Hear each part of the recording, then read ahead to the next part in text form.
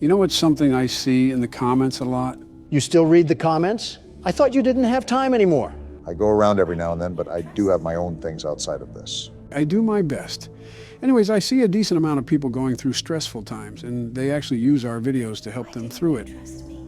We're trying to have a talk here, baby. Quit yammering. Would you look at that, Obama? People look up to us. We are not the people to look up to. The government in general is not people to look up to. We just make videos. Moving on, I think it might be a great idea to give people advice. Again, I don't think we're the best motivational speakers on the planet. I just don't care. Well, of course you don't care.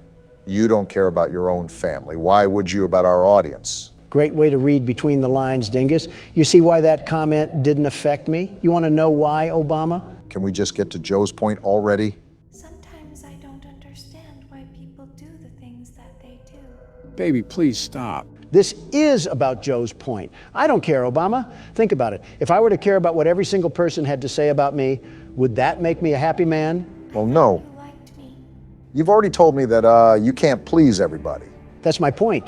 That's my advice. I simply don't care. Because caring about every little thing that happens in life doesn't do anything for you. It's too tolling on the body, I've heard.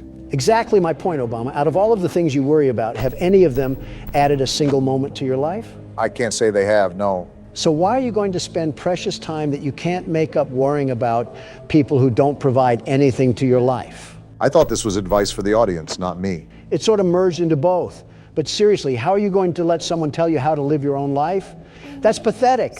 Stand up for yourself and become the man you're supposed to be. Need you so that we can hide. Well, I see the vision and where you're coming from. Imagine if I would have listened to every criticism about my business, every nagging headache from my father. I would have never outgrown my father or his legacy. There comes a time in life when it is best to simply not care. Now is that time. Okay. I see where you're coming from. Us like this, we won't be able to try again. Not too shabby of advice. The best advice for the best audience, the very best. Anything that you have to say, Barack? There's a lot of sayings and phrases that people have probably heard to motivate themselves. You just heard Donald uncork a whole York graduation speech, after all. The one time I try to be nice around here. To try again. I guess the best thing I could say is just learn how to get stuff done. Just get stuff done. Baby, shut up. I'm trying to listen to my good friend Obama. Keep your thoughts to a monologue. Donald's right. You can never make back wasted time. Cast out all the anxieties, all the overthinking, and all the distractions, and just get stuff done. That probably would have meant a lot more if you didn't hear a whiny animatronic in the background. For the first time in our lives, I think we all agree on something. That baby is annoying. What a time to be alive. Regarding your advice, it was a proper business response. I like that, Obama. A terrific response, very terrific.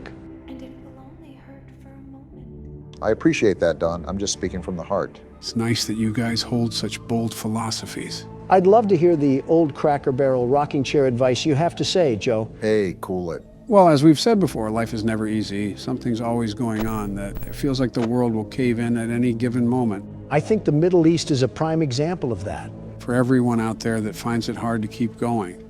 So do I, and so does Donald, and so does Barack. And you guys have probably heard this a million times, but it does get better. It really does. In the end, everything will be okay.